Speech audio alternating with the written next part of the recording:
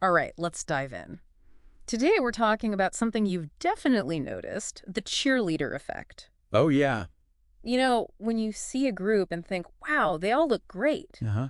but then you wonder if they'd be as striking on their own. Yes. It's like that Barney Stinson line from How I Met Your Mother. Right. The cheerleader effect, because cheerleading squads, they always look amazing together, For sure. but maybe not so much individually, right? Yeah. But here's the thing. It's not just a sitcom joke. Nope. There's actually science backing it up. That's right. You might even hear it called the bridesmaid paradox or the Spice Girls conspiracy. Oh, wow, I've never heard those. But what's really interesting is the explanation isn't about social dynamics, Really? like you might think. I would have thought so. It all boils down to how our brains process what we see. So it's not that being in a group makes someone seem cooler or more popular. Not exactly. It's literally about our visual perception. It is. Okay, I need you to break this down for me. Absolutely. It comes down to hierarchical encoding. Okay. To understand it, let's think about the Ebbinghaus illusion. Uh-huh. Have you ever seen that one? Yeah, I think so. Where a dot looks bigger or smaller depending on the dots around it. Oh, yeah. The one where it's the same size, but it looks different. Exactly. It messes with you. Totally messes with your brain. Well, believe it or not, same principle applies to faces. Whoa, really? Our visual system automatically calculates the average attractiveness of a group. Okay. And that average changes how we see each individual face. So just like the dot illusion. Exactly. A face can look more or less attractive depending on who's standing next to them. Yeah. Hold on, are you saying being seen as more average can actually make someone seem more attractive? That's exactly what I'm saying. That's kind of a wild thought. It is. And Yeah. there's research to back it up. Okay. Back in 1990, researchers, Langlois and Rogman, they found that composite faces, which are literally averages of multiple faces, Got it. they're consistently rated as more attractive than individual faces. Wow. So if I'm getting this right, our brains are basically creating this idealized average You got it. when we look at a group. Right. It's like our perception smooths out individual features, and since we're drawn to average faces, Right. everyone in the group gets a little boost. You're exactly right. That's fascinating. Now, the researchers who actually coined the term cheerleader effect, Okay. Drew Walker and Edward Voll, Okay. they did tons of experiments to confirm this. Cool. They asked people to rate the attractiveness of faces, both in groups and individually. Interesting. And what they found, again and again, was that faces in groups were rated as more attractive, Even if you took the group away. even when they controlled for any social cues, Interesting. by like showing people grids of headshots. Oh, wow. Okay. So it really all comes down to our visual processing Yeah. and not some social bias about groups being cooler. It really seems that way. Okay. But here's where it gets really interesting for me. Right. The cheerleader effect, it's not just some fun fact. No, it's not.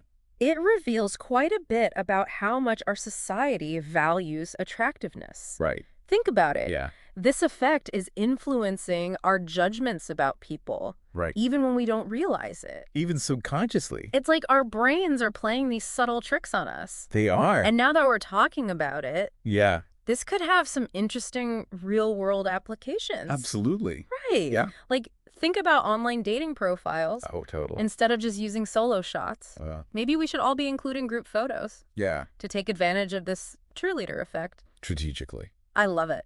It's like a secret weapon for boosting your perceived attractiveness. Uh-huh. Exactly. And hey, maybe this could even have implications for things like social media. Totally. And dare I say it, even professional networking. You're right. After all, first impressions, they're often based on visual cues. Absolutely. The way we curate our images online, Yeah. the people we surround ourselves with in photos, Right. it all feeds into this fascinating game of visual perception. You're right. This could even play a role in professional settings. Yeah. Where those initial judgments about appearance Uh-huh. might influence perceptions of things like competence Yeah. or trustworthiness. Absolutely. This is mind-boggling.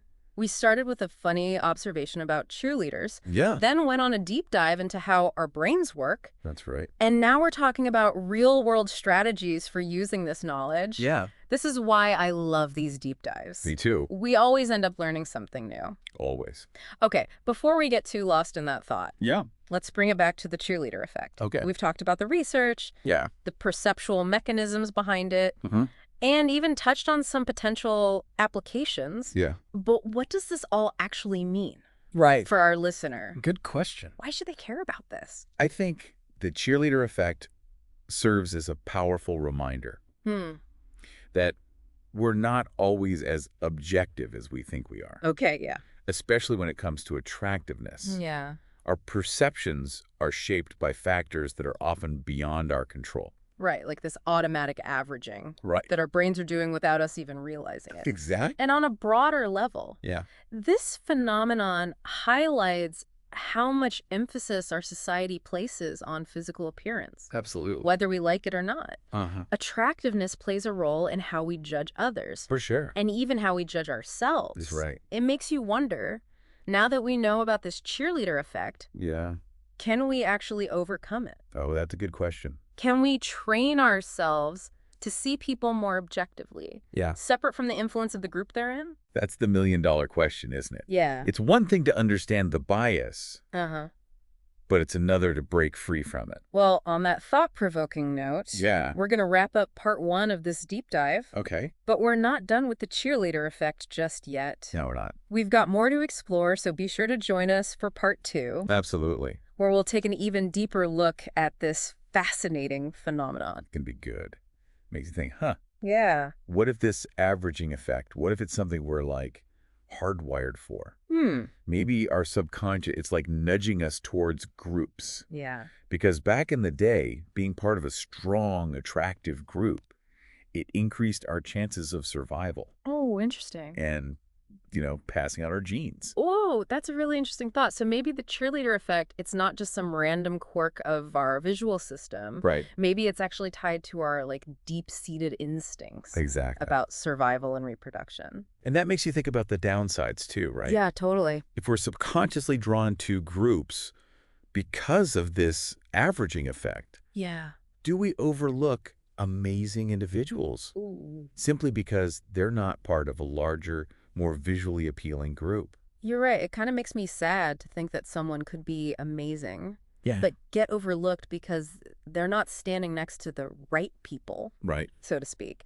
And it makes me wonder about the impact on self-esteem. Oh, yeah. If we're constantly comparing ourselves to these idealized averages, Yeah. does that lead to more insecurity Absolutely. and pressure to conform? Totally. The cheerleader effect could definitely contribute to feelings of inadequacy and pressure to fit in. Yeah. It's like we're all caught in this visual competition, Yeah. whether we realize it or not. Yeah. And it raises questions Yeah.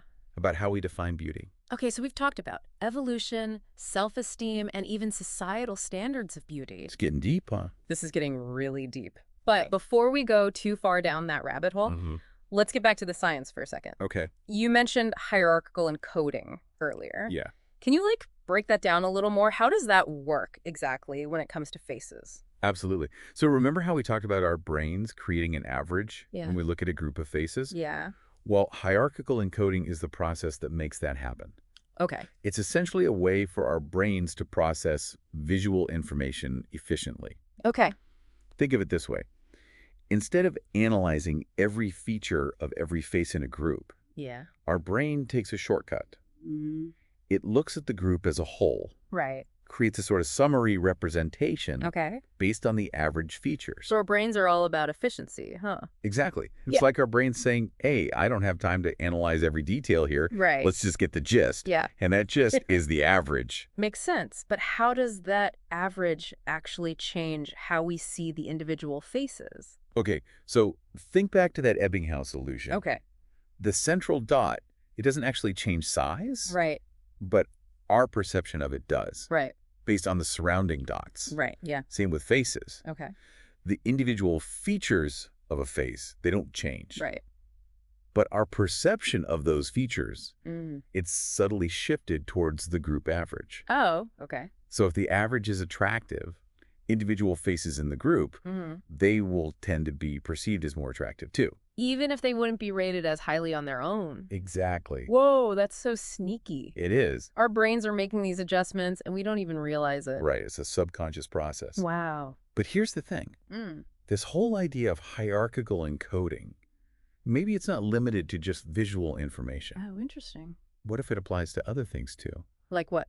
Like how we perceive someone's personality or competence. Oh, you mean like if someone is hanging out with a group of people yeah. who seem really confident and successful, Yeah. we might perceive them as more confident and successful too, Oh, yeah. even if we don't have any evidence to support that. Exactly. Mm. It's like the halo effect, but instead of being based on attractiveness, Yeah. it's based on other qualities. Okay. And this raises some really important questions about how we form judgments about people. Right. Like, are we really seeing individuals for who they are? Yeah. Or are we subconsciously influenced by the company they keep?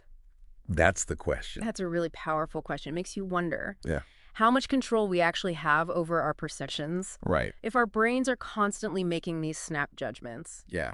based on context and averages, Uh-huh. can we ever truly see people objectively? That's the challenge, isn't it? Yeah. To be aware of these biases Right. and to consciously try to overcome them. But that awareness is the first step. Yeah. Now that you know about the cheerleader effect and this whole idea of hierarchical encoding, Uh-huh. you can start to question your own assumptions Okay. and judgments. I love that. It's like a call to action for all of us Yeah, to be more mindful absolutely. of how we perceive the world around us. Precisely. And remember, this isn't just about attractiveness. This yeah. applies to all sorts of judgments we make about people, Yeah. from their intelligence and competence Uh-huh. to their trustworthiness Right. and even their sense of humor. Wow. This has been so eye-opening. I'm already starting to look at groups differently, Yeah. trying to see beyond the average Yeah. and really focus on individuals. It's great. But I have to admit, it's harder than I thought. Well, that's because these biases are so deeply ingrained Yeah. in our cognitive processes. Right. It takes effort to challenge them. Yeah. But the more we become aware of them, Mm. the more we can start to see the world and the people in it Yeah. with greater clarity Okay. and understanding. I'm ready to keep exploring this. What else have you got for me? Okay, so my brain is like officially doing backflips here. Yeah.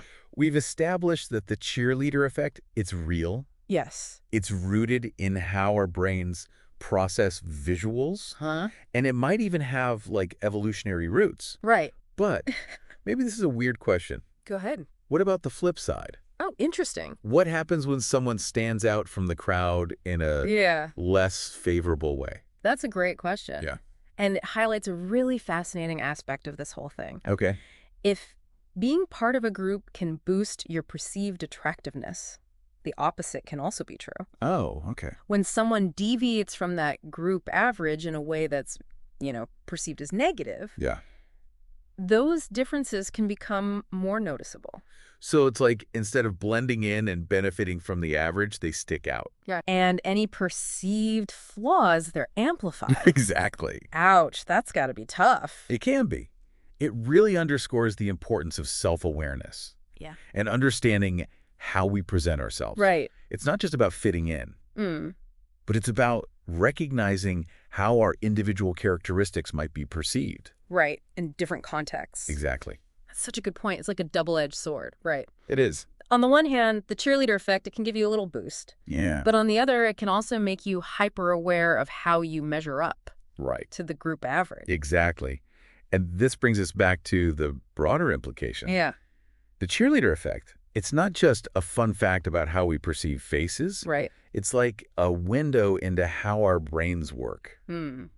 how we see the world, Okay. and how those perceptions shape our judgments and even our behavior. When we started this deep dive, I thought we were just going to be talking about cheerleaders. And sitcom jokes. Yeah. But this conversation has gone so much deeper. It has. We've explored cognitive psychology, evolution, societal standards of beauty, and even self-presentation strategies. Right. My mind is officially blown. And that's the beauty of curiosity, isn't it? Yeah. We start with a simple question Uh-huh. and end up uncovering a whole world of insights. So for our listener who's been on this journey with us, Yeah. what's the big takeaway? The big takeaway is awareness. is key. Okay. By understanding these cognitive biases, like the cheerleader effect, Yeah. we can challenge our assumptions and strive for more objective perceptions. So next time you see a group of people Yeah. and you're making judgments about their attractiveness, Uh-huh. remember the cheerleader effect. Yeah. Take a moment to consider, Okay. is it the individual or the average Right. that's catching your eye? That's right. And how might your perceptions be influenced by this phenomenon? It's fascinating, but it can be tricky. It's about being mindful, Okay. questioning our assumptions, Yeah. and remembering there's always more to see than meets the eye. Well said. That's a wrap on our deep dive into the cheerleader effect. We hope you enjoyed the journey, and we'll catch you next time for another fascinating exploration of the human experience.